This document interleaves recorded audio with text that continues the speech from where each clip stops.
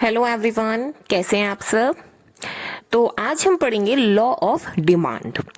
Law of demand क्या है, इसको समझने के लिए हमें प्राइस और डिमांड का रिलेशन समझना होगा। प्राइस और डिमांड का रिलेशन इनवर्स रिलेशन होता है, मतलब अपोजिट रिलेशन। जैसे कि किसी भी चीज के प्राइस बढ़ते हैं तो डिमांड हमारी कम हो जाती है। यही हमारा लॉ ऑफ डिमांड होता है कि if there is an increase in price of a commodity then the demand of the commodity will decrease. किसी भी कमोडिटी का प्राइस बढ़ने से जो डिमांड में कमी आती है, डिक्रीज होती है डिमांड, उसी को हम लॉ ऑफ डिमांड कहते हैं। Law of demand states that there is an inverse relation between the price of a commodity and its quantity demanded। मतलब इसमें inverse relationship होता है।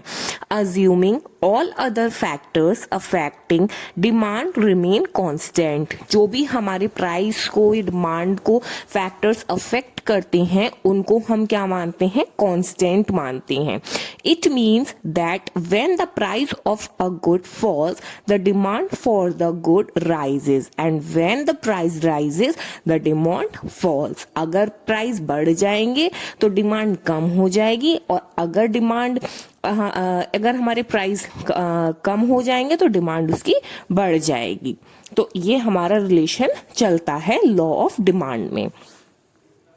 अब लॉ ऑफ डिमांड का हमारे पास एक डिमांड शेड्यूल है, उसका एक ग्राफ है। आप लोग देख सकते हैं कि जैसे ही हमारे पास प्राइस में 5 से 4 हुआ, हमारी डीएक्स डिमांड क्या हुई, 100 से 200 हो गई। प्राइस 4 से 3 हुआ, डिमांड 200 से 300 हो गई, एंड सो ऑन। ठीक है, तो ये हमारा जो आप लोग बताइएगा कि जो डिमांड का कर्व बना वो कैसे बनेगा हमारा। ठीक है, the table and diagram shows that as the price of a good reduces from 5 to 4, the demand for the good increases from 100 to 200 unit। जैसे जैसे प्राइस कम हुआ वैसे वैसे डिमांड हमारी 100 से 200, 200 to 300 एंड सो ऑन बढ़ती जा रही है। अब आते हैं कुछ characteristics of law of demand. कुछ करेक्टरिस्टिक्स होते हैं, देखते हैं। जैसे इनवर्स रिलेशनशिप, मैंने भी आपको सबसे पहली बात यही बताई थी कि लॉ ऑफ डिमांड का प्राइस और डिमांड का क्या होता है, इनवर्स रिलेशनशिप। अगर प्राइस बढ़ेंगे तो डिमांड कम होगी, अगर प्राइस कम होंगे तो डिमांड बढ़ जाएगी। Price independent and demand dependent variable. Price क्या है, इंडिपेंडेंट है, प्राइस कम और ज्यादा होता रहता है। और प्राइस पे डिपेंड क्या है, डिमांड हमारी। प्राइस के कम होने पे डिमांड बढ़ती है, प्राइस के बढ़ने पे डिमांड कम होती है। तो प्राइस क्या हो गया, इंडिपेंडेंट वेरिएबल हो गया, और हमारा डिमांड क्या हो गया, प्राइस पे डिपेंड हो गया, तो वो डिपेंडेंट वेरिएबल कहलाता है। अदर थिंग्स बीइंग इक्वल या कांस्टेंट, हमने अदर थिंग्स को क्या करा था, कांस्टेंट करा था, कि कोई भी फैक्टर्स हैं जो डिमांड को या प्राइस को अफेक्ट कर रहे हैं वो सारे हमारे क्या होंगे, इक्वल होंगे या फिर हमारे कांस्टेंट होंगे। एक क्वालिटेटिव स्टेटमेंट होता है, ये क्या है, हमें ये तो बताता है कि प्राइस के कम होने पे डिमांड हमारी बढ़ रही है या फिर प्राइस के बढ़ने पे डिमांड कम हो रही है, लेकिन कितने प्राइस के बढ़ने पे कितनी डिमांड कम हो रही है ये हमें नहीं बताता। तो ये क्या है, क्वालिटेटिव है, क्वांटिटेटिव नहीं है, क्वालिटेटिव। एक क्वालिटी बताई है इसने कि प्राइस अगर बढ़ेंगे तो डिमांड हमारी कम हो जाएगी। तो ये क्या है, the law of demand is a qualitative statement which tells us that a fall in the price of a commodity will lead to an increase in the quantity demanded, and a price rise in price will lead to a fall in the quantity demanded. But it doesn't tell us how much change in price will bring how much change in quantity demanded। ये तो बताता है कि price कम होंगे या बढ़ेंगे तो उससे डिमांड अफेक्ट होगी, बट कितने प्राइस से कितनी क्वांटिटी पे असर होगा, कितनी डिमांड पे असर होगा, ये हमें नहीं बताता है ये law. Concern with certain period of time, भाई अगर हमें किसी भी चीज के ऊपर रिसर्च करनी है, एनालाइज करना है, तो हमें उसे एक सर्टेन पीरियड ऑफ टाइम पे करना होगा। अब ये तो है नहीं कि हम एक दिन में एनालाइज कर लेंगे कि कितने प्राइस बढ़ने पे कितनी डिमांड अफेक्ट हो रही है। हम कम से कम एक हफ्ते, एक वीक, एक मंथ, कुछ तो आप देखेंगे ना, एक साल, कुछ एक सर्टेन टाइम का हमें उसको टाइम लेके चलना पड़ता है। अब कुछ बेसिक अजम्पशंस हैं लॉ ऑफ डिमांड की, जैसे कि हम मान के चलते हैं no change in the income. हम ये मान के चलते हैं कि इनकम में हमारी कोई भी चेंज नहीं होगा। तो इससे क्या है, अगर इनकम में चेंज नहीं होगा मतलब जो हमारे फैक्टर, ये अदर फैक्टर्स हैं सारे जो हमारे अफेक्ट करते हैं लॉ ऑफ डिमांड को। अगर हमारी इनकम बढ़ेगी तो हम डिमांड ज्यादा करेंगे। Number, no change in size and composition of population. अगर हमारी साइज या साइज बढ़ जाएगा पॉपुलेशन का, अभी मेरे घर में 2 जने रह रहे हैं, अगर 2 और बढ़ जाएंगे तो मेरा कंजम्पशन ज्यादा हो जाएगा, तो मुझे डिमांड भी ज्यादा करनी होगी।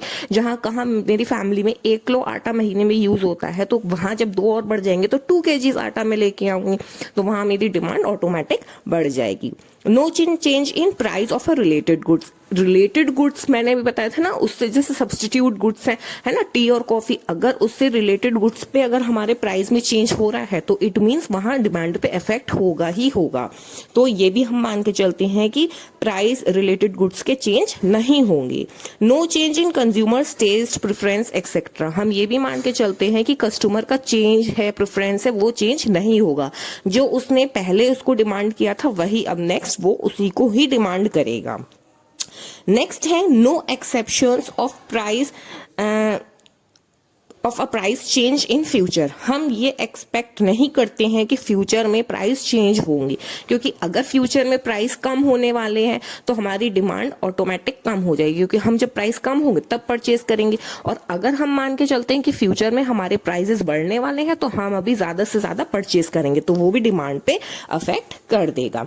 And no change in the climatic conditions. Climatic conditions अगर चेंज होने वाली हैं, हमें कुछ पता है कि जैसे अभी कुछ बीच में सीन हुआ था कोविड का, ये हमें था कि कुछ हमारे कंट्री में प्रॉब्लम हो रही है, तो उसके बेसिस पे भी हम काफी मात्रा में अपने गुड्स परचेज करके रख लेते हैं। या हमें पता है कि आगे आने वाले टाइम में फ्लड आनी है ना, जैसे बहुत सारे एरियाज में होता है, फ्लड है या इन सारे बहुत सारे एरियाज में होता है, वॉल्केनो इफेक्ट है, तो उसके अकॉर्डिंग हम अपनी गुड्स एंड सर्विसेज पहले से ही लेके रखते हैं।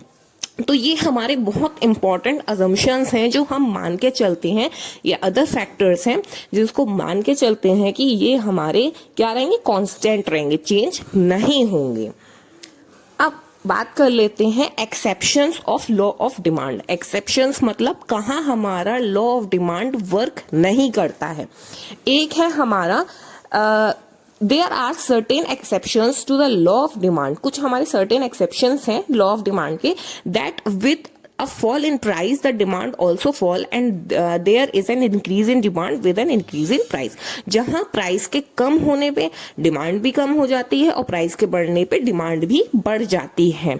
In case of exceptions the demand curve shows an update upward slope. और इस केस में क्या हो जाता है, अपवर्ड स्लोप होता है and referred to an exceptional demand curve. और हम उसको क्या बोलते हैं, एक्सेप्शनल डिमांड कर्व बोलते हैं। आपको एक फिगर और दिखाई हुई है, देखिए अगर हमारे प्राइस बढ़ रहे हैं तो हमारी डिमांड भी Q से Q1 हुई है, तो ये क्या है, हमारा अपवर्ड स्लोपिंग होता है।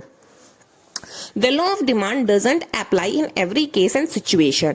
जो law of demand है वो हमारा हर केस हर सिचुएशन में एप्लीकेबल नहीं होता है।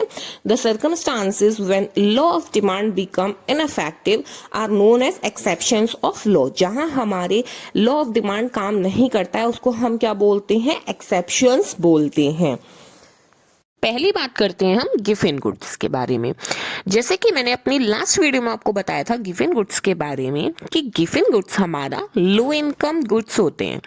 तो क्या ये हमारा अप्लाई हो रहा है कि प्राइस कम होने पे डिमांड बढ़ रही है? तो देखते हैं कि एग्जाम्पल से ब्रेड है, ब्रेड हमारा गिवन गुड्स में आता है। ब्रेड के 20 रुपीज से अगर उसके प्राइजेस 18 हो जाएं या 10 हो जाएं तो क्या आप साल भर की ब्रेड के पैकेट्स परचेज करके रख लेंगे? नहीं, क्योंकि वो खराब हो जाएंगे। तो इट मीन्स जो गिवन गुड्स हैं वो हम क्या करते हैं, अपनी नेसेसिटीज के हिसाब से परचेज करते हैं। हम एक पैकेट के कंपैरिजन में 2 पैकेट्स तो परचेज कर सकते हैं, बट क्या हम एक पैकेट के कंपैरिजन में 1000 या 100 पैकेट्स तो परचेज नहीं कर सकते। तो प्राइस के कम होने पे गिवन गुड्स में हमारा कोई खास डिफरेंस नहीं आता है। या फिर एक एग्जांपल हम लेके चलते हैं गिवन गुड्स में, हम मैच बॉक्स है 5 रुपी का मैच बॉक्स का पैकेट आता है जिसमें 6 माचिस के डिब्बे निकलती हैं। ठीक, अगर वो मैच बॉक्स का 5 की जगह 4 का हो जाए तो क्या हम पूरा ट्रक भर के परचेज कर लेंगे? नहीं। तो हमारे जब इसके प्राइस कम होते हैं तो इसमें हमारा कोई बहुत ज़्यादा डिफरेंस नहीं आता। हमारा ये एक्सेप्शंस में आते हैं, ये हमारे लॉ ऑफ डिमांड में अप्लाई नहीं होते हैं। नेक्स्ट है हमारा वेबलाइन गुड्स। वेबलाइन गुड्स क्या है, हमारे एक स्टेटस को रिप्रेजेंट करते हैं, हाई स्टेटस को, जो हमारे काफ़ी हाईली प्रोडक्ट्स होते हैं, हाईली कॉस्ट इनकर्ड जिसमें होती है, बहुत ही महंगे प्रोडक्ट्स जो होते हैं, लाइक फरारी हो गई, लंबोर्गिनी हो गई आपकी, या डायमंड्स हो गए, है ना। तो ये सारी चीज़ें क्या है, या आईफोन है, महंगे महंगे पर्सेस हैं, ब्रांडेड क्लोथ्स हैं, है ना, ज़ारा के पर्स हैं, या ये सारे आइटम्स जो हैं वो हमारे स्टेटस सिंबल के लिए परचेज किए जाते हैं, ताकि अपनी सोसाइटी में क्लास दिखा सके कि हाँ हम बहुत ज़्यादा रिच है। तो इसके साथ रिवर्स रिलेशन चलता है कि अगर प्राइस बढ़ेगा तो डिमांड भी बढ़ेगी। इसमें वाला रिलेशन काम नहीं करता कि प्राइस कम होने पे डिमांड बढ़ जाए। तो ये भी हमारे एक एक्सेप्शंस में से एक माना जाता है कि जो जहां हमारे वेबलाइन गुड्स हैं वो हमारे केवल स्टेटस सिंबल के लिए लिए जाते हैं, और ये तभी परचेज किए जाते हैं जब इनके प्राइस बढ़ते हैं। क्लियर। नेक्स्ट बात करते हैं हम प्राइस चेंज एक्सपेक्टेशंस। अगर हमें पता है कि प्राइस हमारे फ्यूचर में चेंज होने वाले हैं, कुछ एक एक्सपेक्टेशंस हम मान के चलते हैं, तो इससे भी हमारी डिमांड पे अफेक्ट हो जाता है। तो ये भी हमारे काम नहीं करते हैं। अगर हम मान के चलते हैं कि फ्यूचर में प्राइस कम होने वाला है, तो अभी डिमांड क्या हो जाएगी, हमारी रुक जाएगी, है ना, हम अभी परचेज नहीं करेंगे। या हमें अभी पता है कि हमारे प्राइस कम होगा, फ्यूचर में और बढ़ जाएंगे, तो हम एकदम से डिमांड बहुत ज़्यादा परचेज करने शुरू कर देंगे। तो ये हमारा अप्लाई नहीं हो रहा है ना उस टाइम पे कि प्राइस कम होने पर ही हम परचेज कर रहे हैं ना। तो एक ये भी है कि if consumer anticipate that the price of a product will increase in future, अगर प्राइस उसका फ्यूचर में इंक्रीज होना है, they might buy more of it before the price hike. तो वो क्या करता है, वो पहले ही परचेज कर लेता है प्राइस बढ़ने से पहले, है ना। तो यही है कि जैसे एक इसमें एग्जांपल दिया हुआ है, when consumers expected a rise in the price of an essential commodities due to predicted drought, they start buying more of these item in advance, leading to increased demand। तो अगर उसको इन फ्यूचर का लगता है price बढ़ जाएंगे, तो वो अभी इसको परचेस करना शुरू कर देगा, और वो क्या कर, उस टाइम क्या हो जाए, उस करंट सिचुएशन में हमारी डिमांड बढ़ जाएगी। तो ये भी हमारा वर्कआउट नहीं करता यहाँ लॉ ऑफ डिमांड। नेक्स्ट है essential goods and services. Essential goods and services हैं, तो एक एग्जांपल जैसे हम मानते हैं कोविड टाइम का, ठीक है। अब कोविड टाइम में असेंशियल गुड्स एंड सर्विसेज में मान लीजिए नमक है, ठीक है। वहाँ पे हमारे नमक के प्राइजेस 10 रुपीज़ के जो पैकेट है वो हमारे 50 रुपीज़ तक सेल आउट हो गए, ठीक। तो क्या हम नमक का पैकेट हमारा ख़त्म हो गया तो हम वेट करें कि वो 50 से अगेन 10 पे आए तब हम उसको परचेज करें? तब तक हम उसको परचेज नहीं करेंगे, क्योंकि वो बहुत ज़्यादा असेंशियल है, हम उसको एक दिन भी कंज्यूम करे बिना नहीं रह पाते हैं।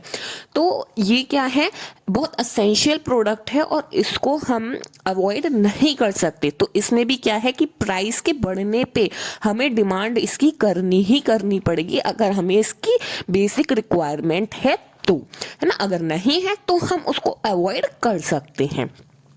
तो ये चीज़ भी नहीं हो रही है। जैसे असेंशियल गुड्स लाइक मेडिसिन है ना, मेडिसिन है, या फिर salt, rice and sugar are exceptions to the law of demand. ये सारी क्या हो जाती हैं, एक्सेप्शंस हो जाते हैं लॉ ऑफ डिमांड में। Regardless of price hike people continue to buy these item as they are necessities. अगर इनके प्राइस बढ़ भी जाते हैं, हाइक भी कर जाते हैं, तो भी क्या है, इसको पीपल परचेज करेंगे ही करेंगे अगर उनको ज़रूरत है तो। क्लियर। अब नेक्स्ट है चेंज इन इनकम। अगर कंज्यूमर की इनकम चेंज हो जाती है, अभी वो परचेज कर रहा है बहुत ही लो क्वालिटी प्रोडक्ट्स, देन वो किस पे मूव कर जाएगा, इंफीरियर पे कर जाएगा। अगर उसकी इनकम और बढ़ जाती है तो वो किस पे कर जाएगा, नॉर्मल गुड्स पे और बढ़ जाती है, then he she move to the luxurious product, है ना। क्योंकि मैंने अभी बताया था कंज्यूमर क्या होता है, एक स्टेटस अपना रिप्रेजेंट करता है। जैसे जैसे उसकी इनकम बढ़ती जाएगी वैसे वैसे उसकी डिमांड्स भी बढ़ती जाएंगी। अभी उसके पास साइकिल है, उसकी इनकम बढ़ गई, वो एक स्कूटी परचेज कर लेगा। तो अभी उसको परचेज तो नहीं करनी थी ना स्कूटी, लेकिन क्योंकि उसकी इनकम बढ़ी तो उसने डिमांड भी उसकी रेज कर दी कि हाँ भाई अब मैं स्कूटी लूंगा। तो इससे क्या हुआ, सडन डिमांड बढ़ी। अब इससे तो कोई कनेक्शन नहीं हुआ कि प्राइस कम हुए तो उसने डिमांड करी, है ना। तो ये भी इनकम, चेंज इन इनकम भी एक फैक्टर है जो हमारा एक्सेप्शंस में आता है। A change in income can alter purchasing behaviour. अगर इनकम चेंज होगी तो क्या होगा, पर्सन की जो परचेजिंग पावर है उसमें चेंज होगा ही होगा। If a family's disposable income increase, they may buy more goods regardless of price increase। तो वो प्राइस इंक्रीज या डिक्रीज होने से उसको अफेक्ट नहीं होता, वो अगर वो उसको लेना है तो वो लेगा। और अगर प्राइस उसके इनकम कम हो जाती है तो वो अपने जो ज़रूरत की, जो आपको लाइक स्कूटी उसने प्लान कर रखी थी मैं नेक्स्ट मंथ में लूँगा, तो वो नहीं लेगा। तो डिक्रीज भी हो सकती है कभी कभी डिमांड। क्लियर। नेक्स्ट है हमारा लग्जरी गुड। लग्जरी गुड्स वही एक मेन हम उसको कह सकते हैं वेबलेन गुड्स के तरह ही है। ये सेम केस काम करता है कि अगर उसकी परचेजिंग पावर अपने स्टेटस सिंबल को दिखाने के लिए उसको लेना है तो वो लेगा, इससे उसको प्राइस पे अफेक्ट नहीं होता। प्राइस बढ़ेंगे इन चीज़ों के तो वो डिमांड उसकी बढ़ेगी। जैसे कि इसमें देख लीजिए, purchase of luxury goods like designer clothes और high end electronic continues despite price hikes. अगर प्राइस बढ़ेंगे भी तो भी वो परचेज करेगा क्योंकि ये लग्जरी गुड्स हैं और उसको इससे स्टेटस सिंबल करना होता है। नेक्स्ट है कंज्यूमर्स नेग्लिजेंस। कभी कभी क्या होता है, कंज्यूमर को नहीं पता होता कि इन फ्यूचर में उसके प्राइस बढ़ने हैं, कम होने हैं, तो इसकी वजह से भी कई बार वो अपनी परचेजिंग कर लेता है। तो समटाइम कंज्यूमर्स में not be aware of price change and up paying more than the market price. और कभी कभी वो क्या करता है कि जो मार्केट प्राइस है उससे भी ज़्यादा वो पे कर देता है। Impact of demonstration. Impact of demonstration मतलब आप अपनी पड़ोस में देख रहे हैं कि उसके पास बाइक भी है, स्कूटी भी है, कार भी है, तो आपका क्या है, आपका भी मन करेगा कि हाँ मैं भी एक अपने लिए स्कूटी या बाइक, कार परचेज कर लूँ। तो इससे क्या होगा, जब आप सोसाइटी में देख रहे हो तो ये भी एक डेमोन्स्ट्रेशन का काम, या फिर आप कोई एडवर्टीजमेंट बार बार देख रहे हो, वो भी एक डेमोन्स्ट्रेशन का एग्जाम्पल हो गया। डेमोन्स्ट्रेशन मतलब आपको कहीं कुछ दिखाना, व्यू होता किसी चीज़ का, है ना। तो ये भी होता है कई बार, उससे भी हमारी जो प्राइस डिमांड है वो भी हमारी जनरेट हो जाती है। ठीक। Change in taste, preference and fashion. अब अगर मान लीजिए आपका टेस्ट चेंज हो गया तो आप क्या करोगे, आप उसको परचेज करना चाहोगे whether the price is low और whether the price is high. चाहे उसके प्राइस कम हो चाहे उसके प्राइस ज़्यादा हो, अगर आपका टेस्ट कुछ खाने का मन कर रहा है तो वो आप लोगे, आपका टेस्ट चेंज हो रहा है। या फिर फैशन चेंज हो गया, ठीक है, आप कल को एक साड़ी लेके आए थे, ठीक है, आज फैशन चेंज हो गया, आपने क्या किया, अब आपको उस फैशन की साड़ी लेनी है तो आपने क्या किया, आपने उसको परचेज किया। तो तब भी ये चीजें अप्लाई नहीं होती हैं। Change in consumer test preference specially for fashionable product, है ना। फैशनेबल प्रोडक्ट के लिए स्पेशली कहा गया है क्योंकि फैशन का कुछ नहीं पता, आज चल रहा है कल नहीं चलेगा, परसों का कुछ भरोसा ही नहीं है। तो जब बहुत रैपिडली हमारे फैशन चेंज होते हैं तो उसके हिसाब से हमारी जो डिमांड है वो अप और डाउन हो जाती है। इससे फ़र्क नहीं है कि हमारे जो प्राइस हैं वो बढ़ रहे हैं या कम हो रहे हैं, क्योंकि फैशन चेंज होगा, न्यू फैशन के प्रोडक्ट्स आएंगे तो वो ऑब्वियस सी बात है वो महंगे आएंगे। जब महंगे आएंगे तो कंज्यूमर उसको बाय करेगा क्योंकि वो फैशन के अकॉर्डिंग परचेज करना चाहता है। तो इससे तो प्राइस का कोई फर्क नहीं होगा कि प्राइस ज़्यादा है तो डिमांड अपने आप कम हो जाएगी या प्राइस कम है तो डिमांड बढ़ जाएगी। ये कुछ हमारे एक्सेप्शंस केस थे जो जिसमें लॉ ऑफ डिमांड हमारा वर्क नहीं करता है। स्टॉक मार्केट ट्रेडिंग, इस स्टॉक मार्केटिंग ट्रेडिंग भी एक बहुत बड़ा एग्जाम्पल है कि जब हमारे प्राइजेस बढ़ते हैं स्टॉक मार्केट में, है ना, मतलब जो सट्टा लगता है, जो मार्केट में पैसे लगाए जाते हैं, तो वो अगर हमें लग रहा है कि पैसे कंटिन्यू बढ़ रहे हैं तो कई बार काफ़ी लोग इन्वेस्ट कर देते हैं कि हमें भी प्रॉफिट हो जाएगा। तो इससे कोई मतलब नहीं होता हमारा कि प्राइस बढ़ रहे हैं तो डिमांड कम हो गई। हमें दिख रहा है कि प्राइस बढ़ रहे हैं तो हमने उसमें और इन्वेस्ट कर लिया, उसकी डिमांड बढ़ गए पैसे बढ़ने पे। ठीक, तो ये कुछ हमारे पॉइंट्स थे। अब मैंने आपसे क्वेश्चन किया था कि हमारा जो डिमांड कर्व है वो स्लोप डाउनवर्ड क्यों होता है। यस में क्वेश्चन है, why more of a good is purchase when it's price fall. जब हमारा प्राइस कम होता है, गिर जाता है, तब हम मोर क्यों परचेज करते हैं गुड्स को। या why does demand curve slope downward, slope जो डाउनवर्ड डिमांड कर्व का क्यों होता है, क्योंकि हम लोग तब परचेज करते हैं जब प्राइस कम होते हैं, और जब प्राइस कम होते हैं तो हमारी डिमांड बढ़ती है। इसी की वजह से हमारा जो डिमांड कर्व है वो होता है हमारा डाउनवर्ड स्लोपिंग, क्योंकि हमारा जो रिलेशन है प्राइस का और डिमांड का वो कौन सा होता है, इनवर्स, उल्टा रिलेशन होता है कि प्राइस बढ़े तो डिमांड कम हुई, प्राइस कम हुए और डिमांड बढ़ गई। तो इसी वजह से हमारा डिमांड कर्व का स्लोप होता है डाउनवर्ड्स। ये इंपॉर्टेंट क्वेश्चन है, ये आपको पता होना चाहिए। ठीक, ये सब हमारा था आज की वीडियो में। होप आपको वीडियो पसंद आई हो। कोई भी डाउट हो, कहीं कोई ट्रबल हो तो आप मुझे मैसेज कर सकते हैं। इसको पढ़िए बैठ के, ठीक है। Thank you and have a nice day.